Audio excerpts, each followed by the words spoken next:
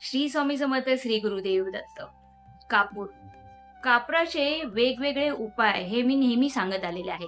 जर तुम्हाला संपत्ती वाढवायची असेल ना, तर कापराचा हा उपाय नक्की करा. करायचं काय आहे, समजा एखाद्याचं लग्न होत नाहीये आणि खूप प्रयत्न केले, पण कोणत्या ना कोणत्या गोष्टीमुळे ते राहून जातं. तर करायचं काय आहे, त्या व्यक्तीने, ज्या व्यक्तीचं लग्न होत नाहीये, त्या व्यक्तीने 10 कापराच्या वड्या, 11 लवंगा आणि हळद आणि अक्षता ह्या एकत्र करायच्या आहेत आणि माता लक्ष्मीच्या मंदिरात जाऊन त्या अर्पण करायच्या आहेत. असे केल्यामुळे त्या व्यक्तीचे लग्न होण्यास मदत होते.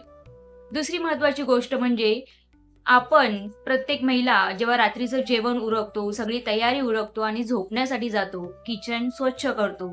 त्यावेळेस ज्यावेळेस पूर्णपणे किचन स्वच्छ असेल, त्यावेळेस चांदीच्या छोट्याशा भांड्यामध्ये 1 कापराची वडी आणि 2 लवंगा प्रज्वलित करायला विसरू नका.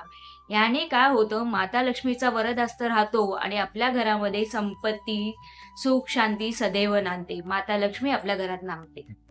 तिसरी गोष्ट, तिसरा उपाय काय करायचा आहे, रोज आपण अंघोळ करतो, स्नान करतो. मी प्रत्येक वेळेस सांगितलेलं आहे, की अंघोळीच्या पाण्यामध्ये असे काही पदार्थ तुम्हाला मिसळायचे आहेत, जेणेकरून आपल्या पर्सनॅलिटीमध्ये डेव्हलप होतो, निगेटिव्ह एनर्जी दूर राहते. तर त्यातलाच एक उपाय म्हणजे आपल्या घरी अंघोळीच्या पाण्यामध्ये तुम्हाला कापराचं तेल भेटतं मार्केटमध्ये, ते 1 थेंब टाका आणि त्याच्याने अंघोळ करा.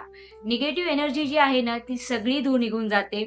पॉझिटिव्ह एनर्जीचा वास होतो आणि माता लक्ष्मीचा वरदहस्त आपल्याकडे राहतो. चौथी महत्वाची गोष्ट, जर तुमच्याकडे कापूर असेल, भीमसेनी कापूर असेल, तर एक छोटासा भीमसेनी कापूर आपल्या पाकिटात, आपल्या खिशात ठेवायला विसरू नका. कोणत्याही कामासाठी बाहेर जाताय, हा उपाय नक्की करा. सगळ्यात 5वा आणि महत्वाचा उपाय.